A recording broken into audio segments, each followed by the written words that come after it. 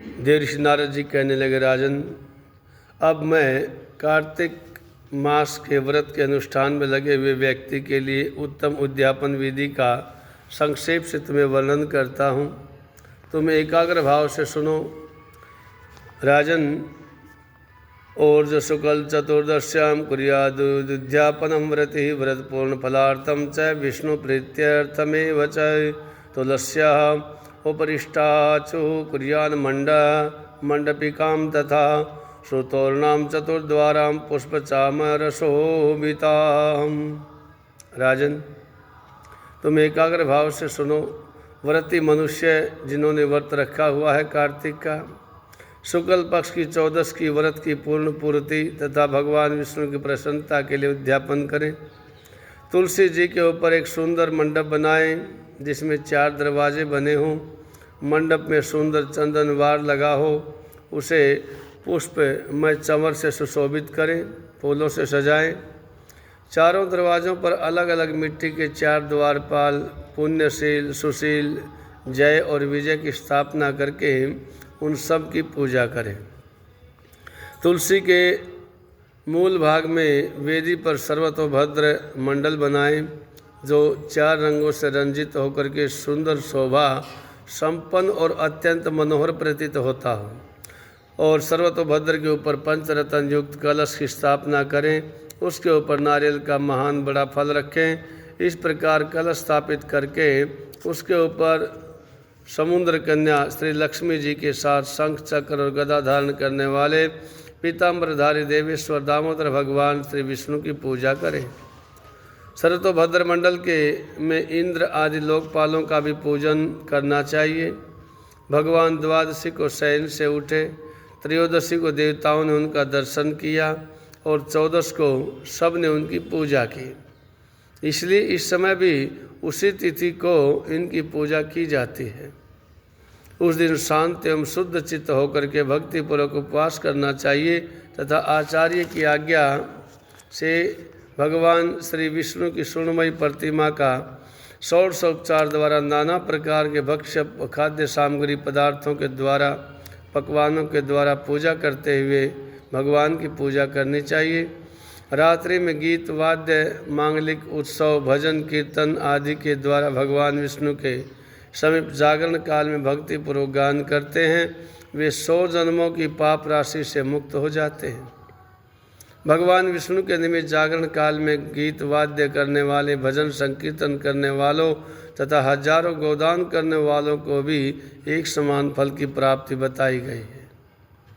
जो रात्रि में भगवान के समक्ष जागरण करते हुए भगवान विष्णु के चरित्र का पाठ करके वैष्णव पुरुषों को आनंद प्रदान करते हैं तथा मनमानी बातें नहीं करते, उसे प्रतिदिन करोड़ों तीर्थों के सेवन स्नान के समान पुण्य प्राप्त होता है। और रात्रि जागरण के पश्चात पूर्णिमा को प्रातःकाल अपनी शक्ति के अनुसार 30 या एक सपत्नी ब्राह्मण को भोजन के लिए आमंत्रित करें। उस दिन किया हुआ दान हवन जप अक्षय फल देने वाला माना गया है। व्रती पुरुष खीर आदि के द्वारा ब्राह्मणों को अच्छी प्रकार से भोजन कराए। अतो देवः आदि इन मंत्रों के देव भगवान विष्णु तथा अन्य देवताओं की प्रसन्नता के लिए अलग अलग तिल और खीर की आहुति दें। फिर यथाशक्ति दक्षिणा दे करके उन्हें प्रणाम करें। इसके बाद भगवान विष्णु तथा तुलसी का पुनः पूजन करें। कपिला गाय की विधि पूर्वक पूजा करें। व्रत का उपदेश करने वाले सपत्निक आचार्य का भी वस्त्र तथा आभूषण आदि के द्वारा पूजन करें।